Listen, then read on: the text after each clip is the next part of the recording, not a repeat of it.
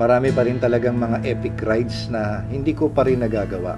At kahit na matagal-tagal na rin ako nagbabike, napakarami pang mga lugar na magaganda na hindi ko pa napupuntahan sa pamamagitan ng pagbibisikleta. In this video, samahan nyo kami para bawasan yung nakalista sa aking bucket list. Okay, start na yung ride namin. Dito kami magmumula sa may San Andres. Then we're going to do Laguna Loop. Kasama ko si Leonard at saka si G. Okay, let's go. Buti pwede ka ngayon. Matagal na akong gusto mag-Laguna. Wala makasama. Ayos. 4:10 AM nung magsimula kaming pumadyak, binaybay namin ang kahabaan ng South Luzon Expressway Service Road. Paminsan-minsan meron kaming mga nakakasabay na ibang siklista na patungo rin ng South. Nga pala, pag magbabay kayo rito, lalo na't madilim, magdala kayo ng ilaw. Tsaka mag-ingat kayo sa mga uneven surface at mga lubak dun sa service road.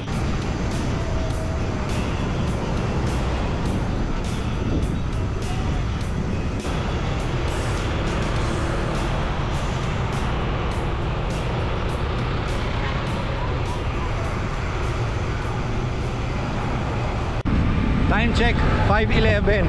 Dito na kami sa Muntinlupa. Grabe yung mga lubak sa service road. Parang gravel.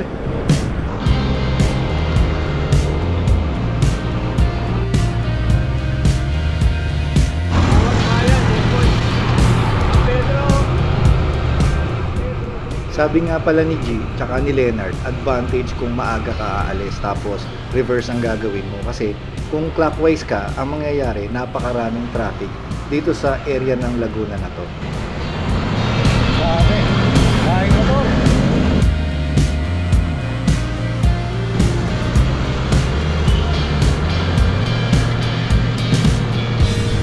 Kay Santa Rosa, Laguna na raw. Kaya Robinson Santa Rosa. Ay, ito pa, SM Santa Rosa.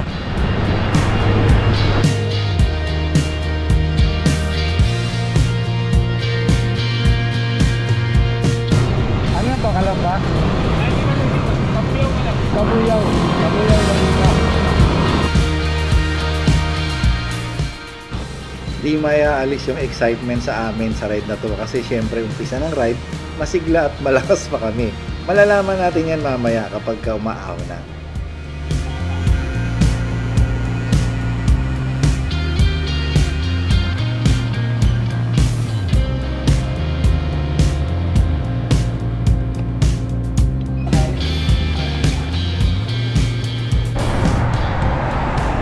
.5 kilometers na kami, first stop namin. Tapos na yung breakfast. Biyahe na uli kami.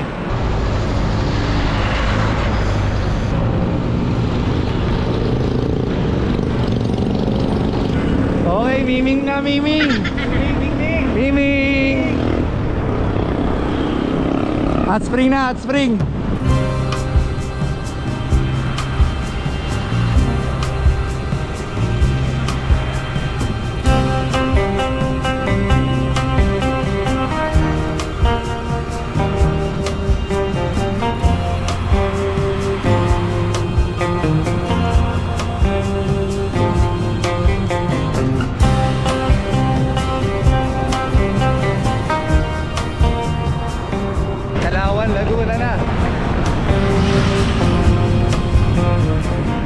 Wala akong ka-idea na napakarami palang mahabang mga patag na nagduduktong sa bawat bayan ng Laguna. And this is my first time na makapadyak sa mga daan na ito. Ang naglalaro sa isip ko, yung ahon ng Mabitak at saka yung ahon pabalik dun sa May Teresa. Santa Cruz, Laguna.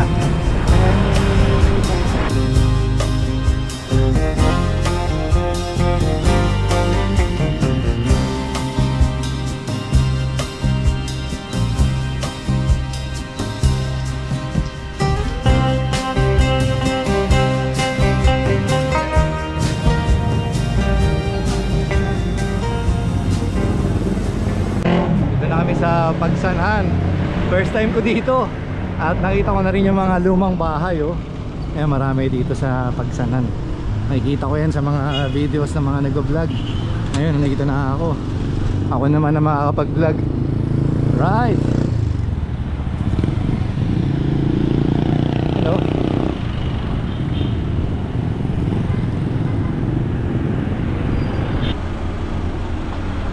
...88 kilometers.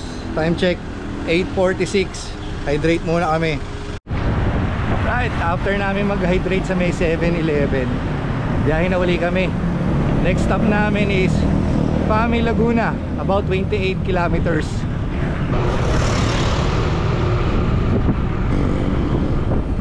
Lumban.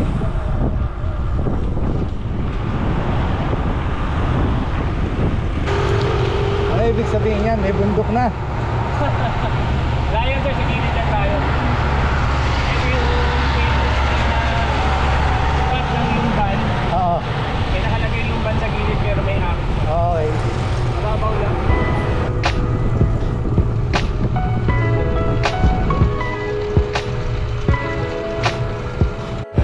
Ito na yung ano, baby climbs.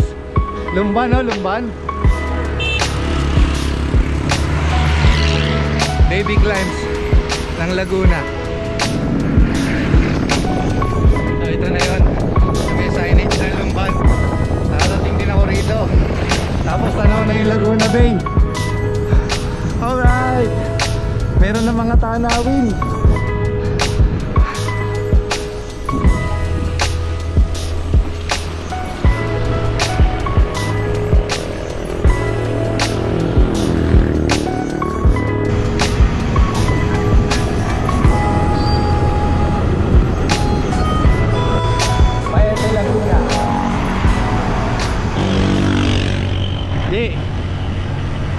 Anong paboritong gulay ng mga tao rito? Ano sir? Ampalaya. Bakit? Apaete. Corny.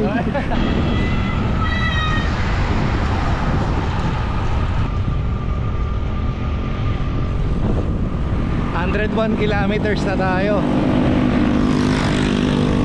Time check 9:42.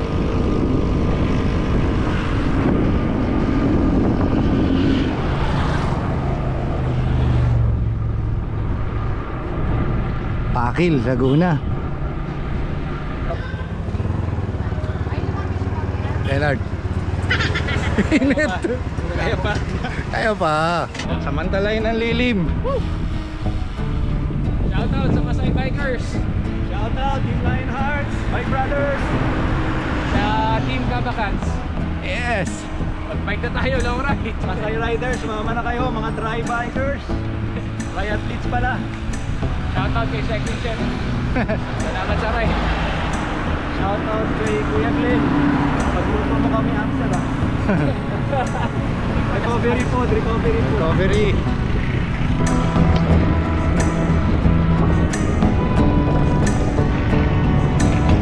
Pami na pala kami.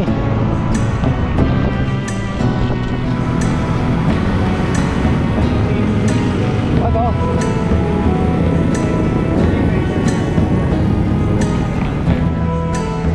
Time check 10:21. Magla-lunch na kami bago kami umahon ng Mabitak.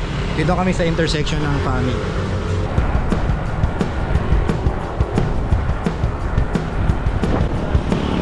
Side out na uli kami. Going to Mabitak.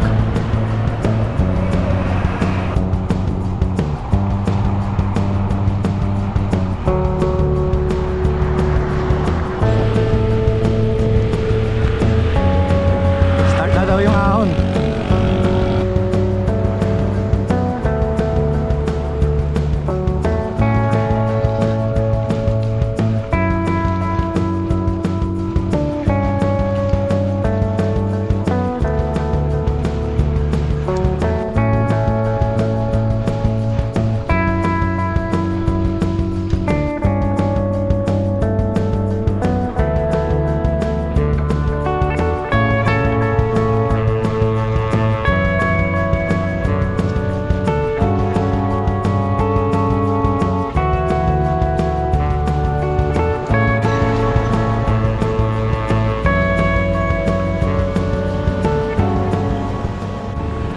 .34 init.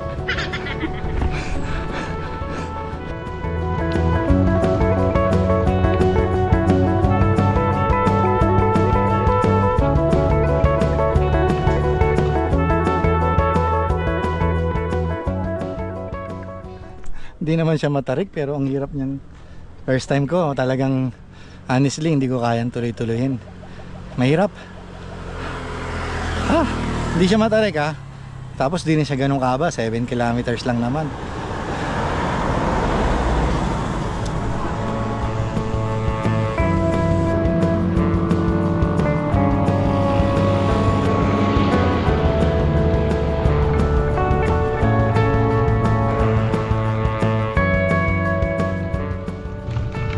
Buti, lumilim dito. Last 2.8 kilometers, lumilim.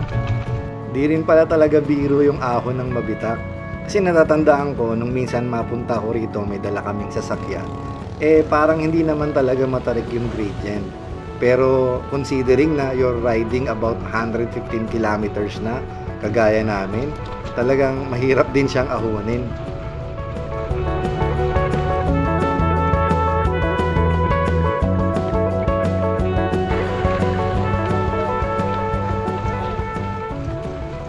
Lagi naman ako nakasmile. Ay, sa wakas nakarating din dito. Oo. Ang hirap kahit hindi siya matarik.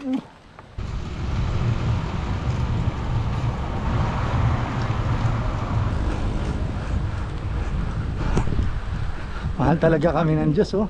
Kasi kanina sobrang init. Ngayon ulan. At least naka-recover.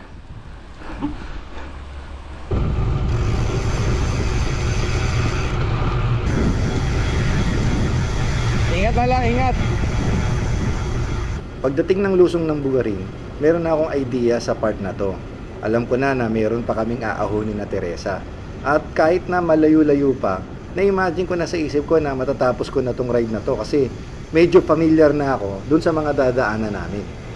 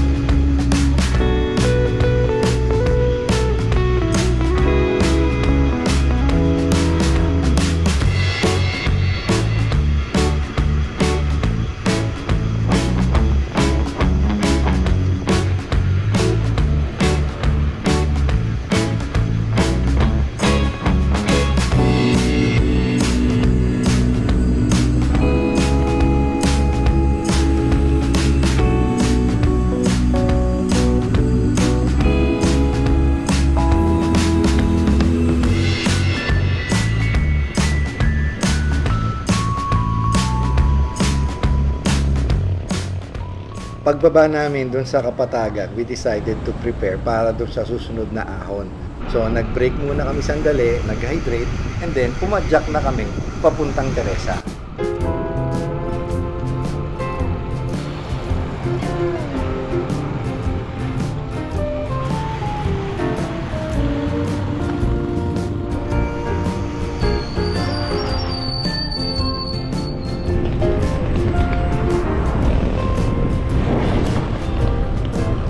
Hane!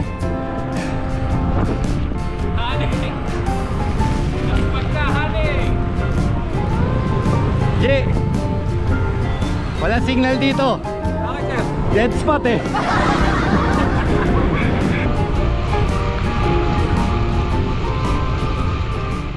Papunta sa Teresa, meron pa ring ilang mga falls flat. Kaya hindi rin siya totally patag eh. Kaya mag-i-effort ka pa rin. Pero you have to conserve kasi alam mo, meron pang huling ahon.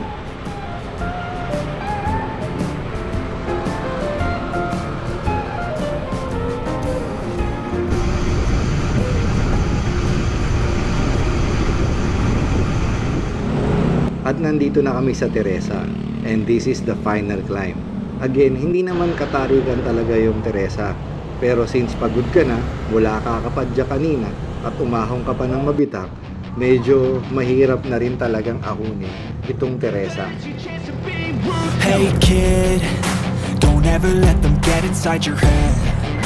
They'll tell you what to do in life instead of everything you know that you could get. let them guide your life towards regret. I'll fight for what I love with every breath. My past is filled with things I won't forget. I use them all to push me to my best. So treat the worst of times just like a test.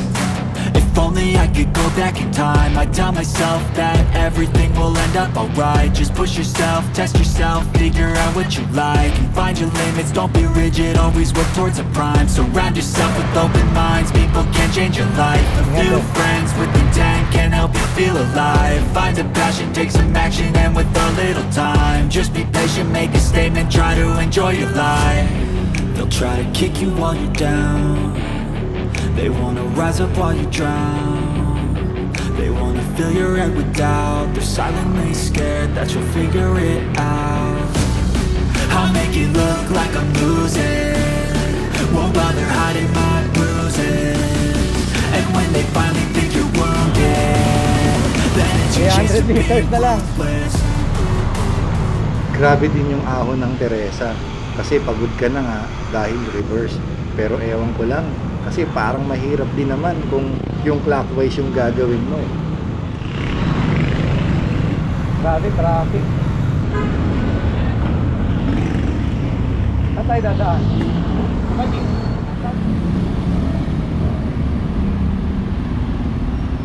Sa may tikling na raw kami bababa, tapos dadaan kami ng Ortigas Pasig, tapos maghihiwa-hiwalay na kami sa may EDSA. Kasi doon ako pipikapin ng aking sasakyan para makabalik na ako sa Pampanga. Alam niyo mga kapadyak, every time na meron ako nagagawang mga epic rides or mga natatapos na mga challenges na ginagawa nating mga siklista, nakakaramdam ako ng excitement para maibahagi ko sa inyo yung istorya ng aking rides. Alam ko marami naman na rin kayong napanood na mga Laguna Loops or kayo mismo na experience nyo na yung rides na ito at nakaramdam kayo ng mga challenges along the way nung ginagawa nyo itong Laguna Loop. Gusto ko lang i-share sa inyo, syempre. Iba rin yung maibahagi ko naman yung aking karanasan.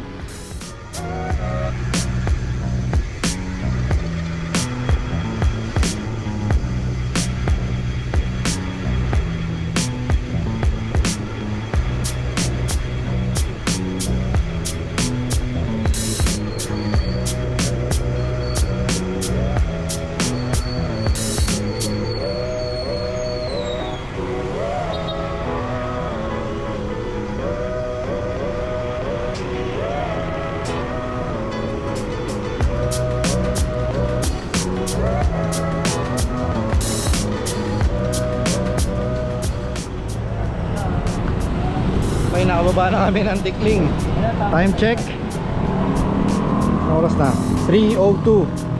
May naayos lang si G. Bayan ng Panginoon. Malapit na matapos ang aming Laguna Loop. Bayan ng tatay, taytay. Kanina galing kami sa bayan ng tatay at nanay. Ayun.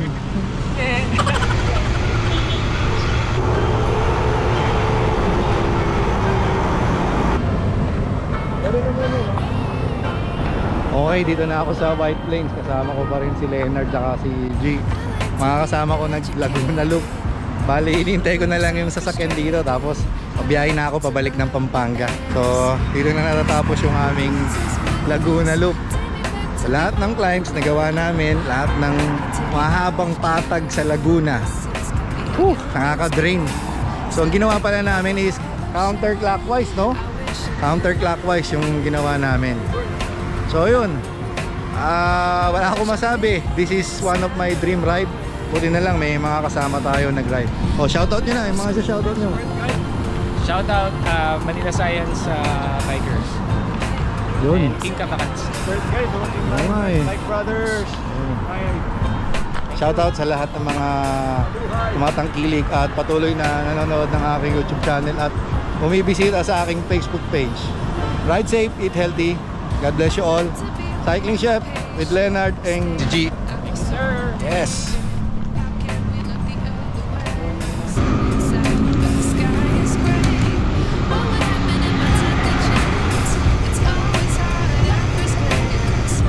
Okay bro. Selamat aja. Ingat. The truth is hard to swallow. I think I'll chew it.